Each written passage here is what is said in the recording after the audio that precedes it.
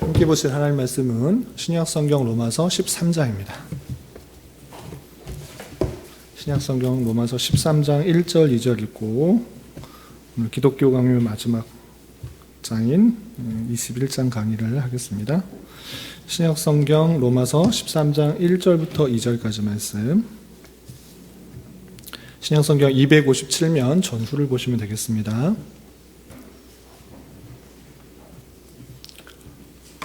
찾으셨나요?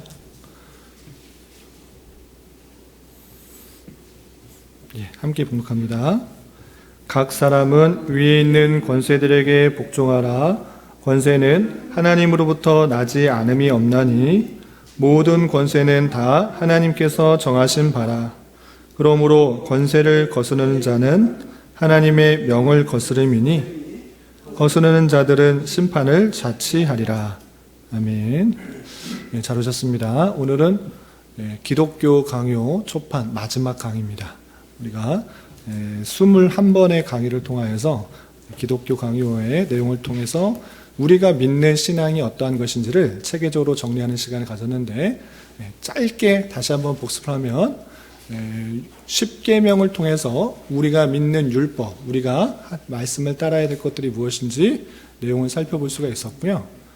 그리고 사도신경을 통해서 우리가 믿는 바가 무엇인지를 잘 정리했던 것입니다. 그리고 우리가 어떻게 기도해야 될 것인가 라고 할 때 주님께서 가르쳐 주신 기도를 통하여서 무엇을 간구해야 되는지를 잘 정리받았습니다. 그리고 하나님께서 우리에게 은혜를 주실 때 믿음을 더 굳게 하게 하기 위해서 성례를 허락하여 주셨는데, 그 성례의 일반적인 의미와 또 우리에게 오늘날 계속적으로 주어지는 두 가지 성례에 대해서 살펴보았습니다. 그리고 나서 로마 카톨릭이 말하고 있는 7가지 성례 중에 추가된 5가지 성례가 어떻게 잘못된 것인지를 살펴보았습니다. 그리고 맨 마지막 단원이 지금 우리가 살펴보는 기독교인의 자유인 것입니다.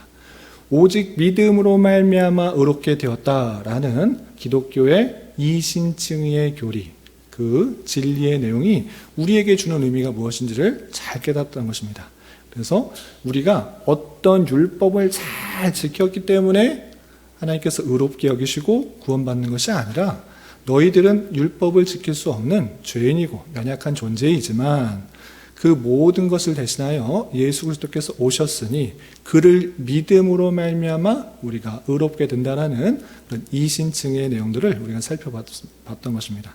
그래서 이신칭의를 갖고 있는 그런 기독교의 진리를 깨달은 사람으로서 우리는 기독교인으로서 완전한 자유를 갖고 있었던 것입니다. 그래서 세 가지로 분류하여서 그 자유에 대해서 생각해 봤는데, 혹시 기억이 나시나요? 첫 번째는 율법으로부터의 자유인 것입니다. 율법을 이거 지켜야 되고 이거 지켜야 되고, 하나님께서 이렇게 말씀하셨으니까 이거 지켜야 되고 이거 지켜야 되고, 이렇게 지켜야 될 것들이 너무 많다. 하나님께서 지키나 안 지키나 감시하는 것이 아니라 그런 모든 것들로부터 자유함을 잇는 그런 율법으로부터의 자유가 기독교인으로서의 첫 번째 자유인 것입니다. 그리고 두 번째 자유는, 그러니까 율법을 지키지 않아도 우리는 의롭다함을 받았으니까 율법을 안 지켜야 된다, 이렇게 말하는 것이 아니라, 두 번째 자유는 스스로 기쁜 마음으로 주님께서 원하시는 것들을 지키는 자유가 있다, 이렇게 표현했던 것입니다. 기억나시죠? 그리고 중립적인 것들이 있는 것입니다. 율법적으로 아주 딱 지켜야 되는 것, 이렇게 명확하게 나타나 있는 것도 분명히 있지만, 하나님께서 이웃을 사랑하라, 이런 하나님을 잘 섬기는 방법들에 대해서 자세히 나왔지만, 그렇지 않고 무엇을 먹어야 되는지, 고기는 어떤 것을 먹어야 되고, 차는 어떤 것을 타야 되고, 집은 어떤 것을 어디서 살아야 되는가, 성경에 명확하게 나와 있지 않고 중립적인 것도 우리가 선택할 자유가 있다라고 했습니다. 그런데 이 중립적인 것을 선택할 자유에 있어서도 내 욕심과 허영과 만족을 위해서 하는 것이 아니라 교회의 건덕을 위해서, 성도의 연약한 믿음을 생각해 보면서 교회 안에 덕을 세우는 방법대로 그 자유를 써야 된다, 이렇게 배웠던 것입니다. 기억나시죠? 이렇게 기독교인으로서의 아주 큰 자유가 주어졌는데, 이 자유를 하나님께서는 올바르게 하기 위해서 두 가지 방편을 사용하신다라고 배웠습니다. 첫 번째는 무엇이냐? 영적인 통치의 방법과 또 두 번째는 세상적 방법을 통해서 육적인 통치를 통해서 우리 기독교인의 자유를 다스리신다. 이렇게 배웠던 것입니다. 다시 한번 우리는 아주 큰 자유를 얻었습니다. 오직 예수 그리스도를 믿음으로 말미암아 어떤 것으로부터 정죄되지 않는 그런 완전한 자유를 얻었던 것입니다. 그럼에도 불구하고 우리는 죄가 완전히 다 없어진 것이 아니라 죄성들이 남아있기 때문에 죄의 연약함으로 죄의 유혹 가운데 빠지기 쉽기 때문에 하나님께서 그것을 다스리는 방편을 두셨는데 첫 번째는 영적인 통치의 방법을 통해서 그 자유를 다스려 나가신다. 그리고 두 번째는 육적으로 대단히 잘못된 것들을 행할 수 있기 때문에 법률적으로 잘 지키기 위해서 세상적인 통치를 통해서 우리의 자유를 통치하신다. 이것이 하나님께서 세상을 다스리는 방편이다. 이렇게 배웠던 것입니다. 그래서 지난주에는 영적인 통치가 어디에서 이루어지는가? 어디서 이루어집니까? 교회에서. 교회에 권세를 주어서 그것을 다스리신다. 이렇게 배웠던 것입니다. 이 교회의 권세는 무엇인가? 핵심적으로 하나님의 말씀을 통해서, 말씀의 사역을 통해서 드러나는 것이지 어떤 목사의 위치나 어떤 사제의 계급이나 교회의 전통에 의해서 다스려지는 것이 아니다. 이렇게 배웠던 것입니다. 오직 하나님의 말씀, 그 말씀에서 통치되는 것, 그것이 교회의 권세다. 이렇게 배웠던 것입니다. 그래서 마태복음 16절과 18절의 그 말씀에 따라서 교회 열쇠, 천국의 열쇠권은 한 사람에게 주어진 것이 아니라 교회 회에 주어졌고 말씀 안에서 온전히 드러나도록 하는 방식으로 영적인 통치가 일어난다. 이렇게 배웠던 것입니다. 다 정리되셨죠? 그러면 오늘 마지막 장인 세상의 정치에 대해서 살펴보도록 하겠습니다. 72페이지입니다. 여러분은 교재 72페이지 요약된 본문을 읽어가면서 설명하겠습니다. 자, 세상 정치에 대해서 배울 텐데 맨 윗줄입니다. 영혼과 육신을 구별할 줄 알고 현세의 유한한 생명과 장차 올 영원한 생명을 구별할 줄 아는 사람이라면 그리스도의 영적 왕국과 세속적 지배권은 서로 다른 것이라는 것을 어렵지 않게 이해할 것이다 라고 표현하고 있습니다. 그러니까 칼빈이 영적인 세계가 있다. 우리가 죽고 끝나는 것이 아니라 죽음 이후에 영원한 생명이 있다는 것은 당연히 이 세상의 통치가 있는 것이고 그것에 끊는 것이 아니라 영원한 나라에서의 통치가 당연히 있다라고 구별할 수 있다. 그것은 당연한 생각이다. 말씀을 통해서 우리가 이 땅에서가 전부가 아니라 죽음 이후에 영원한 그런 생명의 삶, 영원한 생명이 있다라는 것을 분명히 배웠기 때문에 이 땅의 통치, 이 땅의 통치자들은 당연히 이 땅에서 세상의 것들을 다스리는 것이고 그러면 그 영원한 죽음 이후에 또 다른 그런 영적인 것들을 구별할 수 있다라고 하는 것입니다. 그래서 그리스도의 영적 왕국과 세속적 지배권은 서로 다르다는 것을 당연히 자연스럽게 구별할 수 있다라는 것입니다. 그런데 여기서 주의점이 있습니다. 그리스도의 영적 왕국이 다르고 또 세상적 권세가 다르기 때문에 우리는 영에 속한 사람이기 때문에 세상적인 것들을 다 무시하거나 별개로 생각하면 된다, 안 된다? 안 된다. 그래서 서로 다른 것을 구별한다고 해서 정치적 성격을 띤 모든 것은 그리스도인과 아무 관계없는 더러운 것이라고 간주하지 않는다는 것입니다. 영적인 존재임에도 불구하고 하나님께서는 이 땅에 육신을 가지고 살아가게 하셨기 때문에 육적인 그런 통치를 받는 것이다. 그것을 더럽고 그건 세상적인 것이야. 육신에 속한 사람들의 그런 통치일 뿐이야. 우리는 그런 권세에 따를 필요가 없다라고 말하지 않는다는 것입니다. 그래서 정치는, 세상적인 정치는 종교의 공적인 형태가 그리스도인 가운데 존속되게 하고 인간애가 사람들 가운데로 유지되도록 하게 하신다라는 것입니다. 하나님께서 정치도 주관하셔서 종교의 자유를 잘 갖게 해서 그리스도인이 그리스도인으로서 온전히 존속되도록 하고 인간의 사람의 그런 사랑들이 온전히 유지되도록 그 세상 정치를 사용하신다. 그것이 성경적인 관점이다라는 것입니다. 아까 읽었던 로마서 13장 말씀을 다시 한번 잠깐 보겠습니다. 아주 유명한 구절입니다.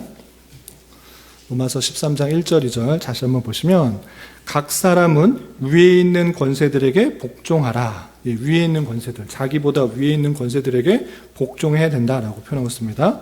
그리고 왜 그래야 되느냐? 권세는, 그런 위에 있는 권세, 모든 권세는 하나님으로부터 나지 않음이 없나니 모든 권세는 다 하나님께서 정하신 바라. 이렇게 말씀하고 있는 것입니다. 위에 있는 모든 권세, 모든 질서, 그냥 우연히 생긴 것이 아니라 비록 악해 보이는 권세일지라도 그것은 하나님께서 정하신 것이다.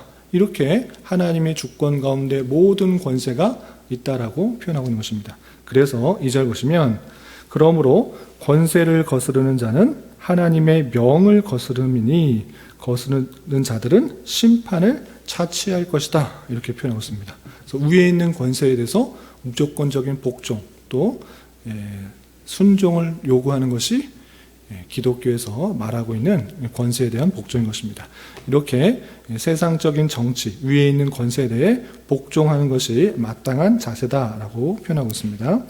그리고 다음 단락 보겠습니다. 관원의 직무는 위에 있는 권세를 갖고 있는 그런 권세자, 그런 직무는 하나님의 승인을 받은 합법적인 소명인가 되어 있는데 그러니까 위에 있는 권세를 가진 것이 정말 하나님께서 주신 권세 맞는가? 하나님께서 그 사람에게 정말 권세를 주는 것이 맞는가? 정말 합법적으로 준 건 맞는가? 이것을 묻는 것입니다. 그것에 대한 답변 읽어보겠습니다. 하나님께서는 친히 관원직을 제거하셨다. 하나님께서 그렇게 관원직을 갖도록 그런 권세를 갖도록 허락하셨다. 만족해 하셨을 뿐만 아니라 추천하셨다. 하나님께서 그렇게 하도록 하신 것이다. 이렇게 말하고 있는 것입니다. 이렇게 세속적 권세가 하나님의 소명이고 거룩하고 정당할 뿐만 아니라 신성하며 지극히 존귀한 것이다. 따라서 그들은 하나님의 진리의 도구로 지정된 사람이라는 것을 알아야 하며 이 인식이 있어야 관원들이 감히 불의한 선고를 내릴 수 없게 된다라고 했습니다. 하나님께 모든 권세가 하나님께서 나셨고 하나님께서 기뻐하셨고 만족하셨고 추천하셨다. 하나님께서 그 권세를 주장하신 것이다. 이렇게 표현했기 때문에 당연히 우리는 위에 있는 권세에 복종하는 것이 맞고 거기서 그치지 않고 만약에 자기가 위에 있는 권세를 가졌을 때는 어떻게 되는가 잘 살펴봐야 될 것입니다. 그것이 아까 로마서 13장 3절과 4절에 이렇게 잘 드러나고 있는 것입니다. 오늘 성경 펴놓으셨죠? 로마서 13장 3절 4절 같이 한번 읽어보겠습니다. 시작. 다스리는 자들은 선한 일에 대하여 두려움이 되지 않고 악한 일에 대하여 되나니 내가 권세를 두려워하지 아니하려느냐? 선을 행하라. 그리하면 그에게 칭찬을 받으리라. 그는 하나님의 사역자가 되어 내게 선을 베푸는 자니라. 그러나 내가 악을 행하거든 두려워하라. 그가 공연히 칼을 가지지 아니하였으니 곧 하나님의 사역자가 되어 악을 행하는 자에게 진노하심을 따라 보응하는 자니라. 다스리는 자들은 선한 일에 두려움이 되지 않는다. 선한 일을 할 때 두려운 것이 없는 것입니다. 악한 일을 할 때 두렵습니다. 왜? 내가 악한 잘못을, 죄를 저질렀으면 그 권세가 나를 해할 것이기 때문에 그렇게 두려움이 된다라고 표현하고 있습니다. 그런데 여기서 4절의 표현이 아주 중요합니다. 4절에 뭐라고 했습니까? 그 위에 있는 권세자들에게 그는 하나님의 무엇이 돼요? 사역자. 사역자가 뭡니까? 시켜서 하는 것. 그걸 사역이다라고 표현합니다. 그 권한이 하나님께서 시켜서 그것을 하는 자다. 이렇게 표현하고 있습니다. 흔히들 목사가 하나님의 사역자다. 전도사가, 강도사가 하나님의 사역자다. 선교사가 하나님의 사역자다. 이렇게만 생각하는데 성경의 표현에서는 그것으로 국한하지 않는 것입니다. 위에 있는 모든 권세 하나님께서 주셨고 그들이 하나님의 사역자가 되어 내게 선을 베푼다. 이렇게 표현하고 있습니다. 여기서만이 아니라 그 밑에서도 곧 하나님의 사역자가 되어 악을 행하는 자에게 진노하심을 따라 보응하는 자니라. 이렇게 우리가 올바른 행위를 통해서 육체를 가진 사람으로서 여러 가지 질서를 잘 지키고 또 법을 잘 지켜서 나가야 마땅한데 이렇게 육체적인 자유를 잘못하게 않게 하기 위해서 위에 있는 권세를 주어서 그 사람을 통하여서 너를 악한 것을 심판하고 또 잘한 것을 칭찬하게 한다. 그도 또한 하나님의 사역자다. 하나님께서 맡기신 일을 행하는 자다. 이렇게 표현하고 있습니다. 그렇기 때문에 권세 아래에 있을 때는 당연히 위에 있는 권세에 하나님께서 저 사람을 통해서 나의 자유를 올바르게 행하는구나 라고 생각하여서 따라야 되는 것이고, 두 번째, 권세를 가진 사람으로서 밑에 권세가 있고 밑에 아래 사람이 있고 내가 권세를 가진 사람으로는 무엇을 생각해야 되느냐. 내 권세는 내 힘과 능력과 지혜와 열심으로 생긴 것이 아니라 하나님께서 나에게 권세를 주셨다. 이것을 생각해야 되는 것입니다. 그래서 위에 있는 사람으로서는 당연히 무엇을 생각해야 되는가? 하나님의 진리의 도구로 지정된 사람이라는 것을 알아야 된다. 너 마음대로 행하지 마라. 네 열심으로, 네 지혜로, 네 수고로, 네 생각으로, 판단으로, 계획으로 된 거 아니다. 하나님께서 그 자리에 오게 하신 줄 알아. 하나님의 사역자로서 하나님의 뜻을 행하는 자가 되어야 된다. 이것이 중요한 것입니다. 그렇기 때문에 권세를 가진 자는, 관원의 직무를 갖고 있는 사람은 어떤 또 마음을 갖고 있느냐, 가로 안에 작은 글씨로 이렇게 표현되어 있습니다. 자신이 비속하거나 하나님의 종과는 무관한 것이 아니라는 대단한 위로를 받을 수 있다는 것입니다. 뭐냐면 나는 종교인이 아닌데 하나님 열심히 믿으면 사역자가 되어서 목사가 되든지 강도사가 되든지 또는 뭐 장로가 되든지 아니면 선교사가 되어야 되는데 나는 그런 거 안 하고 나는 세상 정치나 하고 있어. 세상 권세나 휘두르고 있어. 이렇게 자신을 비하하거나 비속하는 사람이 있는데 그렇지 않아도 된다. 하나님께서 주신 것이기 때문에 자부심을 가져라. 그래서 대단한 위로를 받을 수 있는 것이 이 권세에 대한 바른 이해인 것입니다. 이해가 되셨죠? 그래서 위에 있는 권세, 하나님께서 주셨기 때문에 아래에 있는 사람은 마땅히 순종해야 되고 권세를 가진 사람으로서는 하나님의 사역자다. 나는 하나님께서 권세를 주셨다 생각해서 하나님의 뜻을 행하는 자가 되어야 되고 자부심과 소명의식을 가지고 행해야 되는 것입니다. 그런데 문제가 있는 것입니다. 어떤 문제가 발생할 수 있느냐? 그럼에도 불구하고 관원들 가운데는 위에 있는 권세를 갖고 있는 사람은 옳은 판단과 통치를 않는 자들이 있다. 그런 사람이 있습니까? 없습니까? 항상 권세, 위에 있는 권세가 옳은 판단과 옳은 행동과 옳은 통치를 합니까? 그렇지 않을 수도 있다. 여기서 문제가 발생한 것입니다. 당연히 위에 있는 사람이 올바른 통치, 하나님의 뜻을 잘 깨달아. 나는 하나님의 사역자니까 하나님의 뜻대로 정의와 공의와 사랑을 실행하는 자로서 행하면 좋은데 그렇지 않을 수도 있다. 올바른 통치와 올바른 판단을 하지 않는 자들이 있다 없다? 있다. 그러면 우리는 어떻게 되느냐? 그 문제가 발생할 때 여기가 중요한 점입니다. 그러할 때도 우리는 어떻게 되는가? 우리는 그들 모두를 하나님께서 세우신 자들로 존중해야 된다. 다시 한번 따라야 된다. 따르지 말아야 된다. 따라야 한다.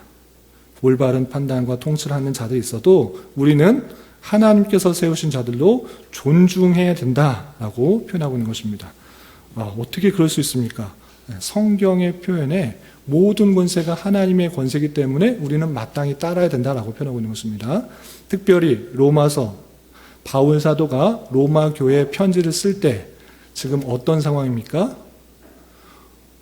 그 세계가 로마 황제의 통치를 받고 있는 그런 상황이었습니다. 로마 황제가 예수 믿는 사람 잘 믿게 해주십시오. 그 권세를 받은 높은 직위에 있는 관원들이 예수 믿는 사람 잘 믿으십시오. 예배 잘 드리고 하나님 잘 섬기십시오. 복음 전도 잘 하십시오. 라고 하는 그런 상황이었습니까? 아닙니다. 믿는 사람 붙잡아다가 아니 황제를 섬겨야지, 로마 황제를 섬겨야지 어떤 다른 신을 섬기느냐, 황제를 섬겨라고 핍박하고 탄압하고 착취하였던 그런 상황이었습니다. 그럼에도 불구하고 바울 사도는 로마에 있는 교회 성도들에게 위에 있는 권세에 복종해라, 따라라, 그는 하나님의 사역자다, 너의 행동을 올바르게 하기 위한 하나님의 사역자다, 그 사역자를 통하여서 너를 올바르게 할 것이다, 이렇게 표현하고 있는 것입니다. 그래서 그 올바르게 판단하고 통치 않는 모습이 있을지라도 존중해야 된다라는 것이 기본적인 권세입니다. 기본적인 자세인 것입니다. 그래서 바울도 이 모두를 총괄하여 하나님으로부터 나지 않는 권세는 없다라고 말하고 있는 것입니다. 하나님께서는 왕국에는 왕을, 자유도시에는 원로원, 의원이나 도시 관원을 세우는 일을 합당하게 여기신다고 하면 우리가 사는 곳에 어떤 사람이 세움을 받든지 그들에게 순종과 복종을 나타내는 것이 우리의 의무다, 이렇게 표현하고 있는 것입니다. 로마 그 황제 당시에 왕, 그리고 의원, 또 도시의 관원, 이런 것들을 세워서 통치하기 시작하면 오늘날 우리에게 있어서도 국회의원, 도지사, 도의원, 시의원, 구의원 등등의 권세를 통하여서 여러 가지 일들을 하는 것, 그것에 순종과 복종을 하는 것이 우리의 의무다라는 것입니다. 그런 것이 이제 1차적인 의무고, 그러면 기독교 정치인으로서 어떤 것에 근거해서 통치되냐? 권세를 가진 그런 사람일 때 어떤 법률에 의해서 통치해야 되는가 다음에서 또 정리해 주는 것입니다. 그래서 2번 보시면 우리가 명심해야 하는 것은 모세에 의해 공포된 하나님의 율법 전체를 도덕법, 의식법, 재판법으로 나누는 일반적인 부류이다. 우리 율법 때 10계명 배우면서 배웠습니다. 율법의 종류에서 3가지로 나눌 수 있는데 도덕법, 의식법, 재판법, 또는 재판법 대신 시민법, 이렇게 표현했던 것입니다. 이 3가지 말씀, 하나님께서 주신 말씀에 근거해서 권세자들을, 또 정치인들은 통치해야 된다라고 하고 있는데, 그럼 하나님께서 주신 말씀, 이 모든 말씀, 이 성경을 들이대면서 어떤 것을 적용해야 되는가라고 할 때 이 3 법으로 나눠서 그것 중에서 도덕법과 재판법을 참고해서 적용해야 된다는 것입니다. 다음 읽어보면 이 분류에 의하여 도덕법은 자신의 생활을 하나님의 뜻에 일치시키기 원하는 모든 족속과 모든 시대의 사람들을 위하여 규정되고 참되고도 영원한 의의 법칙으로 준수해야 한다 했습니다. 다시 한번 성경 말씀에 모든 율법들이 있습니다. 성경의 창세기부터 요한계시록까지 보면 뭐 지켜야 된다라는 그런 법률들이 있습니다. 근데 여기서 조심해야 될 것이 있습니다. 뭐 해야 된다라고 했을 때 그것을 오늘날 문자 그대로 지켜야도 되는 것이 있는가 하면 지켜서는 안 되는 것도 있고 또 변형해서 지켜야 되는 것이 있는 것입니다. 다시 한번 성경에 있는 모든 명령들, 율법들은 그것을 구분하지 않으면 상당히 오류가 있는 것입니다. 예를 들어서 오늘날 절기를 지킵니까? 지키지 않습니까? 또 제사를 드립니까? 드리지 않습니까? 안 드립니다. 성경에 분명히 절기를 지키라, 유월절을 지키라, 초실절을 지키라, 속죄일을 지키라고 했는데 오늘날 왜 안 지킵니까? 그 의미가 예수 그리스도를 예표했기 때문에 예수 그리스도를 알려주는 그런 의미가 있기 때문에 지키지 않는 법들인 것입니다. 이것은 예수님이 오시기까지 그것을 예표하는 법이기 때문에 그래서 의식법이다라고 표현하는 것이고, 또 재판법, 또 시민법이 있습니다. 그건 무엇이냐면 그때 당시 상황에 맞추어서 지켜야 될 법들이 있는 것입니다. 그런 법들을 오늘날 똑같이 오늘날의 상황에서 그대로 문자적으로 지키는 것이 아니라 그것을 지키도록 한 의미, 생각들을 잘 본받아서 적용할 수 있는 것을 재판법, 시민법이라고 하고, 그때 당시나 오늘날이나 오고 오는 세대나 영원히 지켜야 될 그런 말씀들이 있는 것입니다. 이웃을 사랑하라. 당연히 그것은 예전이나 오늘이나 앞으로나 지켜야 될 법이기 때문에 도덕법이다라고 하는 것입니다.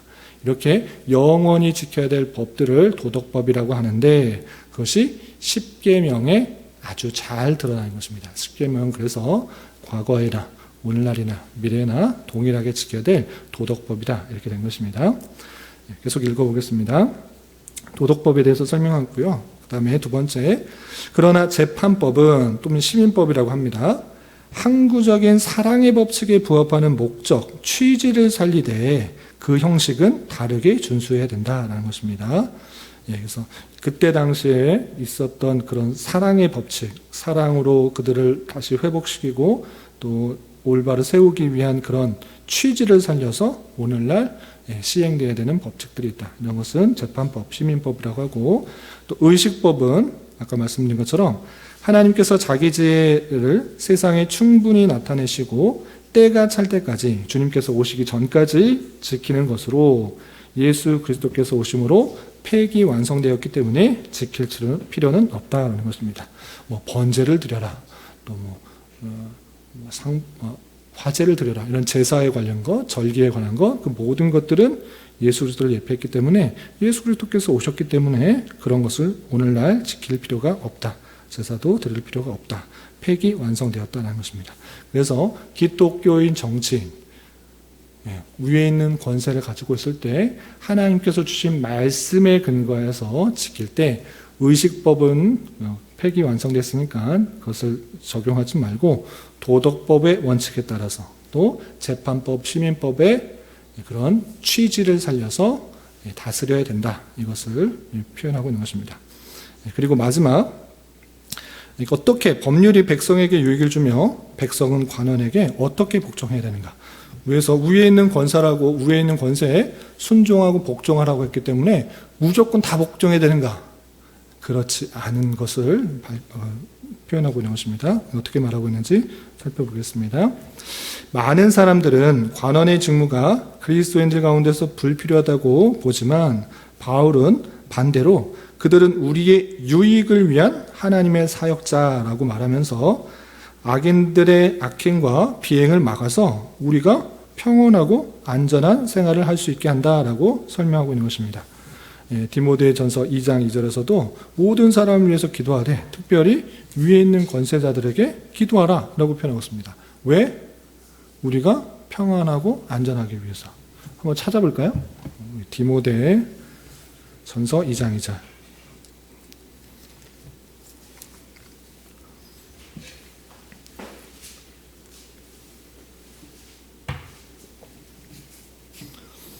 디모데전서 2장 2절 찾으셨나요? 338면 전후를 보시면 되겠습니다. 함께 봉독합니다. 임금들과 높은 지위에 있는 모든 사람을 위하여 하라. 이는 우리가 모든 경건과 단정함으로 고요하고 평안한 생활을 하려 함이라. 임금들과 높은 지위에 있는 모든 사람, 권세자들, 그런 사람을 위해서 기도해야 된다. 모든 사람을 위해서 기도하나 특별히 그 사람들을 위해서 기도해야 되는데 왜 그런가? 그 이유에 대해서 우리가 경건함과 단정함으로 고요하고 평안한 생활을 하기 위해서 그들을 위해서 기도해라. 그러니까 하나님께서 그들을 사용하셔서 우리가 평안하고 고요한 생활을 할 수 있도록 하신다. 그러니 그들을 위해서 기도하라 라고 표현하고 있습니다. 그렇기 때문에 우리는 그들을 하나님의 사자다, 하나님의 사역자다, 하나님께서 그에게 권세를 주신 것이다 라고 늘 인식하며 살아가야 되는 것입니다. 그래서 따라서 관원들에 대한 백성의 의무는 그들의 직분을 최대한 존경하는 것이다. 또 지배자의 권세는 하나님께로부터 온 것이므로 하나님을 섬기듯이 그들에게 복종해야 되는 것이 이 땅에서 성도들로서 마땅한 자세다라는 것입니다. 그러나 이 관원들이 그 직무상 그 일들을 제대로 못한다면 그것은 극악한 배신 행위라고 단정할 수 있다. 하나님께서 주신 권세인데 너희들이 똑바로 안 하냐? 권세를 가진 자로서는 마땅히 하나님의 말씀에 근거해서 도덕법과 또 재판법의 취지를 살려서 다스려야 되는데 그렇지 않으면 극악한 배신 행위다라고 단정할 수 있다는 것입니다. 그리고 단정하는 것에 그치는 것이 아니라 그것에 대해서 따르지 말아야 될 것도 표현하고 있는 것입니다. 그럼 무엇을 따르지 말아야 되는가? 마지막 단락에 이것을 설명하고 있습니다. 또한 이 복종에도 예외가 있는데 그것은 우리가 지배자에게 복종한다고 해서 하나님께 대한 복종으로부터 이탈해서는 안 된다는 것입니다. 이게 무슨 말이냐면 지배자가 복종한다고 해서 너희들 하나님 믿지 마, 뭐 이렇게 예배 드리지 마, 기도하지 마, 성경 보지 마 이런 식으로 할 때 이것은 지켜서는 된다 안 된다? 안 된다. 복종에도 예외가 있는 것이다. 하나님께서 그들에게 권세를 주신 것은 그들이 하나님의 뜻을 온전히 수행할 수 있도록 하는 사역자를 일들을 감당하도록 했는데 그들이 자신의 직무를 잘 깨닫지 못하고 하나님을 섬기는데 방해하는 것이 있다고 하면 하나님께 복종하고 섬기는 것, 순종하는 것을 방해하는 것이 있다고 하면 이 복종을 따를 필요가 없다. 순종할 필요가 없다라는 것입니다. 그리고 모든 왕들의 욕망은 하나님의 뜻 아래에 굴복되어야 하고 그들의 명령은 하나님의 명령에 양보하여 따라야 하고 그들의 주권은 하나님 위엄에 복종해야 하기 때문이다 라는 것입니다. 그래서 권세를 가진 자, 왕이든지 뭐 여러 가지 위정자들든지 하나님께서 세우신 줄 알아 두려움으로 하나님의 뜻을 섬기는 자로 있어야 되지 그렇지 않고 나는 하나님보다 높다. 하나님이 뭐냐? 하나님을 무시하고 하나님을 섬기는 것을 방해하게 될 때 그것을 순종할 필요가 없다라고 하는 것입니다. 그럼 순종하지 말고 어떻게 되는가? 그 내용은 소그룹 모임 때 나눠보도록 하겠습니다. 이상에 대해서 세상의 정치에 대해서 살펴봤고 우리가 기독교인으로서 육체적인 그런 자유를 어떻게 통제받는지 생각해 봤습니다. 세상 권세, 세상 정치를 통해서 여러 가지 육체의 잘못된 것을 올바르게 하는 것이 하나님의 방편이다 라고 배웠고요. 이것을 우리가 실제적으로 어떻게 적용할 수 있는지 소그룹 시간에 나눠보도록 하겠습니다. 기도하고 마치고 소그룹 모임 하겠습니다. 하나님 아버지 감사합니다. 오늘 기독교 강요 마지막 시간을 통해서 우리가 받은 자유를 어떻게 또 육체적으로 어떤 세상을 살아갈 때 통치를 받는지 생각해 봤습니다.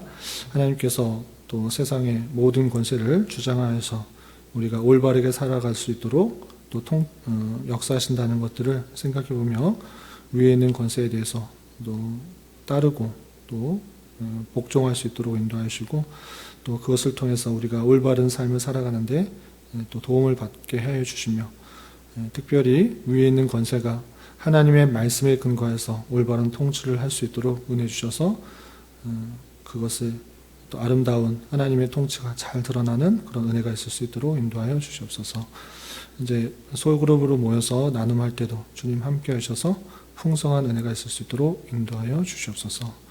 예수님의 이름으로 감사히 기도드리옵나이다. 아멘.